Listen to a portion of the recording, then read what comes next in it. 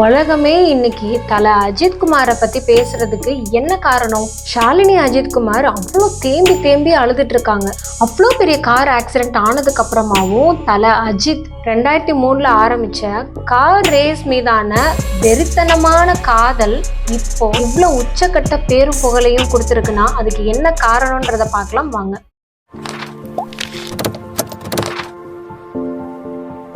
Side கேப்ல psychology கத்துக்கலாமா? Sports psychology பற்றி தெரிஞ்சுக்கலாம்.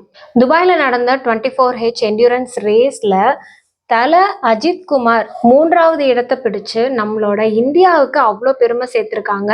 Hats off to you. உண்மையிலே ரொம்ப பெருமையா வித்தியாசமான முறையில் இவர் ஜெயிச்சிருக்காரு இல்லையா? ஆனால் இவரோட கார் ரேஸ் பயணம் 2003லயே ஆரம்பிச்சிருச்சு. 2003ல் ஏகேக்கு படப்பிடிப்பு ஒரு கண்ணா இருந்தாலும் கார் ரேஸ் ஒரு தீவிரமான ஒரு பேஷனாவே தான் இருந்தது. ஆனா அந்த இயர்ல நடைபெற்ற ஃபார்முலா BMW கார் ரேஸ்ல அவர்னால சாம்பியன்ஷிப் வின் பண்ண முடியலனாலும் பார்ட்டிசிபேட் பண்ணாரு. அதுவே அவருக்கு ரொம்ப ஒரு ப்ரௌடான மொமெண்டாவும் இருந்தது.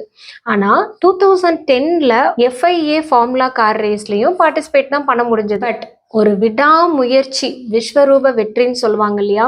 ஒரு தீவிரமான ஒரு பேஷன், ஒரு வெறித்தனமான ஒரு காதல், அதாவது நம்மளுக்கு என்ன பிடிக்குதோ, நம்மளோட இன்ட்ரெஸ்ட், ஹாபி, இல்லை நம்மளோட விஷயங்கள் எதுவா இருந்தாலுமே தீவிரமா வெறித்தனமா இதை நம்ம அச்சீவ் பண்ணியே ஆகணும்னு இறங்கும் போது கண்டிப்பா எனக்காக ஒரு நாள் நம்மளுக்கு சக்சஸ் கிடைக்கும். இது எல்லாத்துக்குமே நம்மளோட மனநலமும் மன உறுதியும் ரொம்ப முக்கியம். என்னதான் நம்ம பிசிக்கல் ஃபிட்னஸ், நம்ம ஃபீல்ட்ல இறங்கி வேலை செய்யறோம், இல்லை நம்ம ஸ்போர்ட்ஸ்ல நிறைய டாக்டிக்ஸ் அண்ட் டெக்னிக்ஸ் எல்லாம் கத்துக்கிறோம் அப்படின்னாலுமே நம்ம மன வலிமை இல்லை அப்படின்னா அந்த செட்பேக்ஸை ஓவர் கம் பண்ண முடியாது. ரிசைலன்ஸ் வேணும்.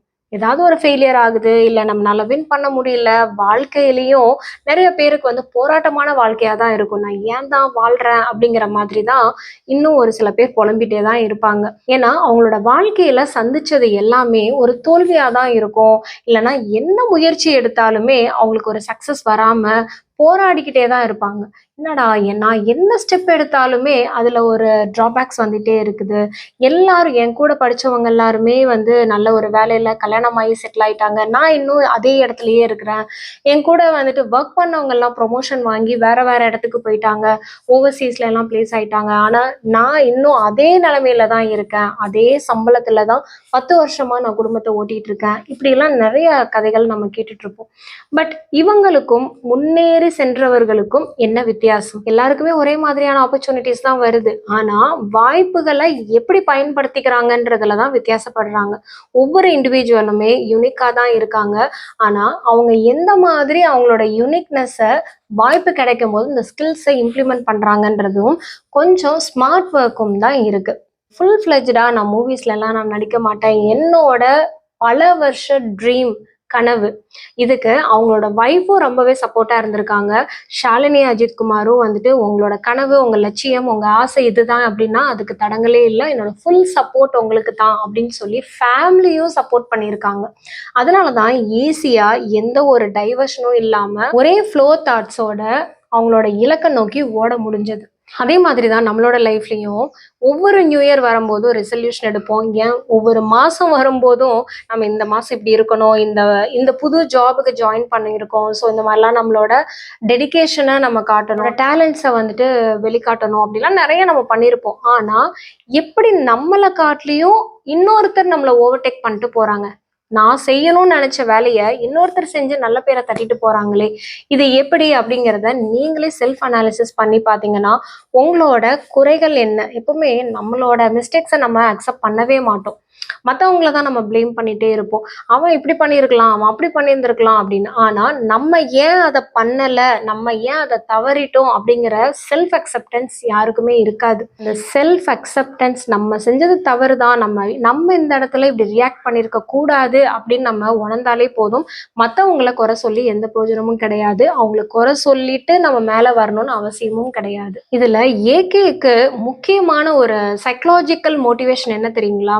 இன்ட்ரின்சிக் மோட்டிவேஷன் தான். அதாவது வெளியில தன்னை சுத்தி எவ்வளோ சப்போர்ட்டர்ஸ் இருந்தாலுமே ரேஸ் நடந்துட்டு இருக்கும் போது ஏகேவோட ஃபேன்ஸ் எல்லாம் கிளாப் பண்ணி உற்சாகம் பண்ணி ஏகே ஏகேன்னு கத்தி அவ்வளோ ஒரு எனர்ஜெட்டிக்கா பூஸ்டப் பண்ணாலுமே இன்ட்ரின்சிக், அதாவது அவருக்குள்ள இருக்கிற அந்த ஆஸ்பிரேஷன், அந்த ஒரு தீராத ஒரு வெறி, அது எப்போ நம்மளுக்குள்ள அந்த இன்ட்ரின்சிக் மோட்டிவேஷன் ஜென்ரேட் ஆகுதோ அது தானா நம்மளுக்கு வந்துட்டு வழியை தேடி கொண்டு போய் விட்டுரும். அதான் where there is a will there is a way அப்படின்னு சொல்லுவாங்க இல்லையா. நம்மளுக்கு மனம் இருந்தால்தான் மார்க்கம் உண்டு. நம்மளுக்கு என்னவா ஆகணும், நம்மளோட குறிக்கோள் என்ன, நம்ம என்ன சாதிக்கணும் அப்படிங்கிறத கரெக்டா அந்த ஃபிக்ஸ் பண்ணிட்டோம், கோல் செட் பண்ணிட்டோம்னா உள்ள அந்த ஆஸ்பிரேஷன் நம்மளை தூங்க விடாது, சரியா சாப்பிட விடாது. நம்மளோட மோட்டிவேஷன் எல்லாமே வந்து பாத்தீங்கன்னா ஒரே டார்கெட்டடா இருக்கும். டிஸ்ட்ராக்ஷன்ஸ் ஆகாது, எங்கேயுமே கவன சிதறவு இல்லாம நம்மளோட இலக்கை நோக்கி நம்ம கரெக்டா எதை பண்ணணும் எதை பண்ணக்கூடாதுன்றத ஃபர்ஸ்ட் நம்ம புரிஞ்சுப்போம், தெரிஞ்சுப்போம். இது எல்லாத்தையுமே காட்டிலும் மனசுல ஒரு ஹாப்பினஸ். ஒரு குட்டி ஸ்டோரி ஒன்று சொல்றேன்.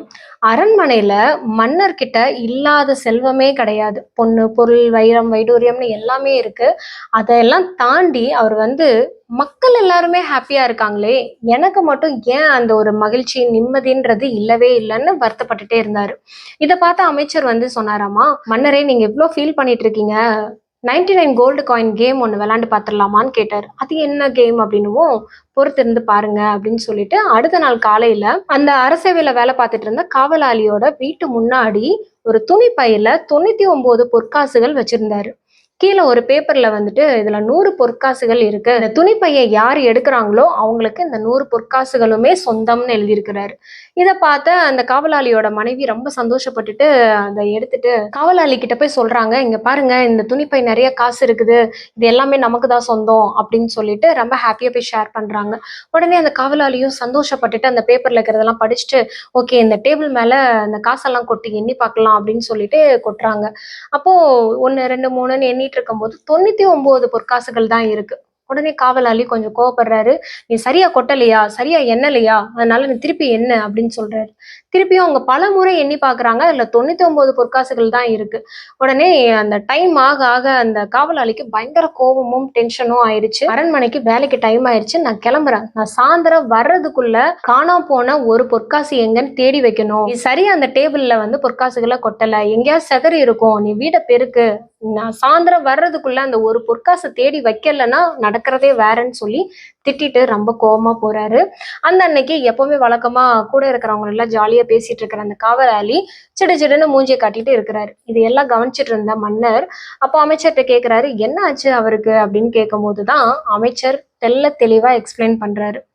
இதுதான் 99 கோல்டு காயின் கேம் அப்படின்னு சொல்றாரு. அமைச்சர் சொல்றாரு, ஒண்ணுமே இல்லாததுக்கு இந்த பொற்காசுகள் கிடைச்சது எவ்வளவோ பரவாயில்லன்னு சொல்லி நிம்மதியா சந்தோஷமா இருந்திருந்தா அந்த காவலாளி இன்னைக்கு ஹாப்பியா இருந்திருப்பாரு. ஆனா அதையெல்லாம் தாண்டி அந்த பேப்பர்ல 100 பொற்காசு எழுதியிருக்கே, இதுல 99 தானே இருக்கு, காணாம போன ஒரு பொற்காசு எங்கன்னு சொல்லி அவரோட நிம்மதியை தொலைச்சிட்டாரு, சந்தோஷத்தை தொலைச்சிட்டாரு. 99 கிடைச்சிருக்கே அப்படிங்கிற அந்த சந்தோஷமே அவர்கிட்ட இல்ல, காணாம போன அந்த ஒரே ஒரு பொற்காசை நினைச்சு வேதனைப்பட்டுட்டு இருக்காரு. இந்த மாதிரிதான் மன்னரே நீங்களும், இவ்வளோ செல்வம், இவ்வளோ ஒரு நாட்டுக்கே ராஜா நீங்க, அதை நினைச்சு நீங்க வந்து பெருமைப்படாம சந்தோஷமா இருக்காம ஹாப்பியா இருக்காம, ஏதோ ஒரு நிம்மதி இல்லையே, எங்கேயோ ஒண்ணு மிஸ் ஆகுதுன்னு சொல்லிட்டு நீங்க கவலைப்பட்டுட்டு உங்களை நாட்களை வீணடிச்சிட்டு இருக்கீங்க அப்படின்னு சொன்னாரு. அதே மாதிரிதான் நம்மளோட வாழ்க்கையிலுமே நம்ம கண்ணு முன்னாடி இருக்கிற வாய்ப்புகளையும் நம்ம கண்ணு முன்னாடி இருக்கிற சந்தோஷங்களையுமே இழந்துட்டு நம்ம எதையோ ஒன்ன யோசிச்சுட்டு ஓவர் திங்கிங் பண்ணிட்டு நம்மளோட வாழ்க்கைகளை இழந்துகிட்டு தான் இருக்கிறோம். So think about it. நீங்க சாதிக்கிறதுக்கு, உங்க சந்தர்ப்பங்களையே சாதனையா மாத்திக்கிறதுக்கு என்ன வழியோ அதை யோசிச்சு மன நிம்மதியோட மன மகிழ்ச்சியோட அந்த ஸ்டெப் எடுத்து வைங்க. Take care of your mental health. Tata, bye bye, see you.